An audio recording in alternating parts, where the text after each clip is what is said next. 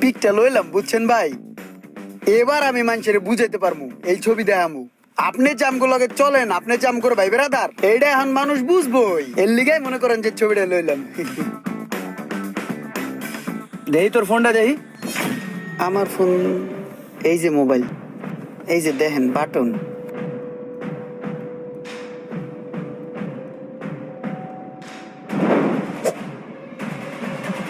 আরে আমার মোবাইলটা ফালাই দিছে, বুঝলাম না কিছু, মোবাইলটা নিয়ে ফালাই দিল।